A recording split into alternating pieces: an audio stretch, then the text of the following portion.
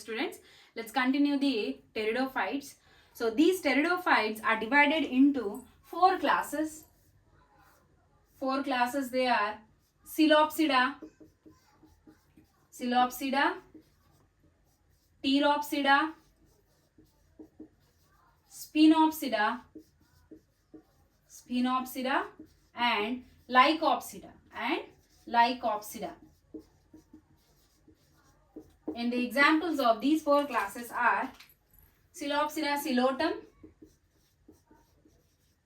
Pteropsida pteris, Spinopsida equisitum,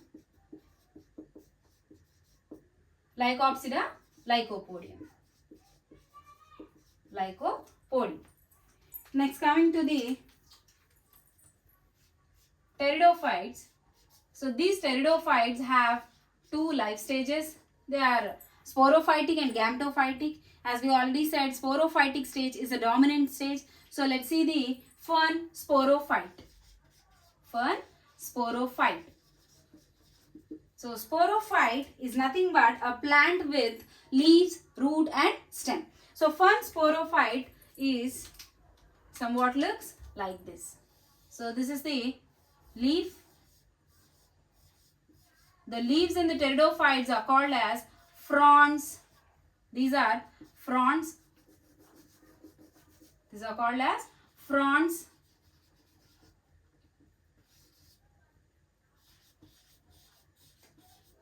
These are fronds. And the young leaves in pteridophytes, they are coiled. Young leaves are coiled. And this coiling is known as circinate venation. Young leaf is coiled. So this coiling is called as circinate vernation.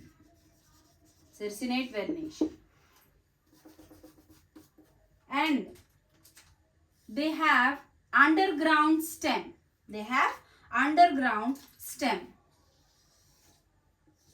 Called rhizome. This is the underground stem. And these have scales upon it. So these scales are called as ramenta. And they have adventitious roots. These are called as adventitious roots. And this is the underground stem called rhizome. So the spores, this is the sporophyte. This complete structure is a sporophyte. So now where the spores are produced? Spores are produced on the leaves. So let's see a single leaf. So this is the leaf and it has sporangia, or these are called as sori. These are sori present on the ventral side of the leaflet. So these sori, they have sporangia.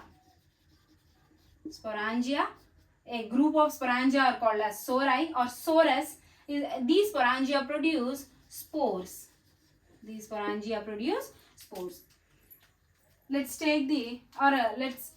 expand the sori. So this is the leaf structure. This is the leaf. Here is the midrib.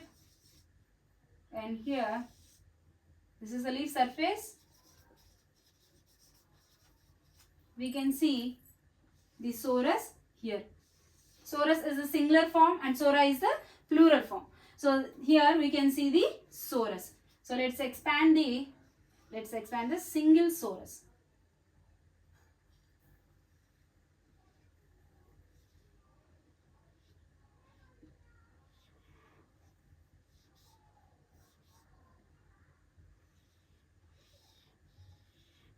This is the inducium, which protects the sporangia. So these sporangia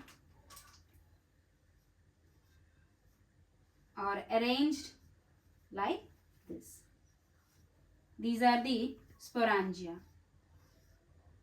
Each one is a, these are the sporangia, sporangium,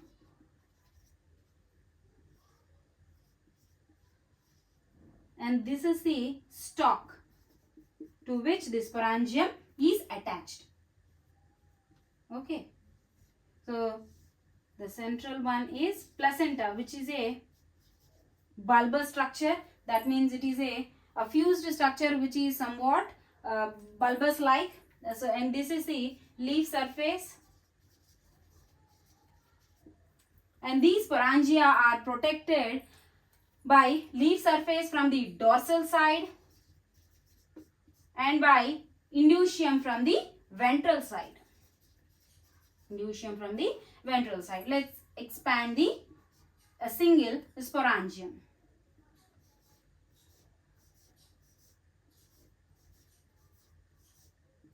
Two to three layered stalk. A stalk which is 2 to 3 layered, and it has a single sporangium.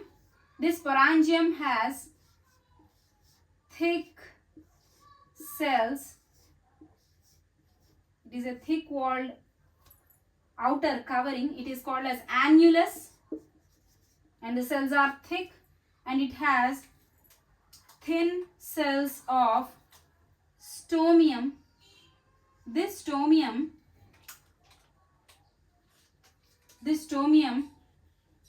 is hygroscopic in nature.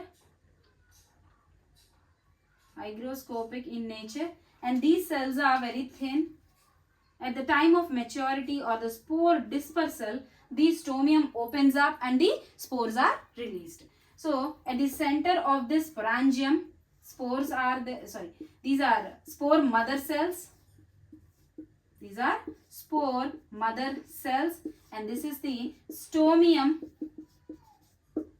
and this is the annulus ring, and this is the stalk. So these spore mother cells on meiosis gives spore tetrad. That means 4 spores on one meiotic division. So these spores, a single spore which is in haploid condition, it on germination it develops into a gametophyte. It develops into a gametophyte or a young prothallus. Okay, so this is about the pteridophyta, fern sporophyte. In the next class, we will discuss about the fern gametophyte.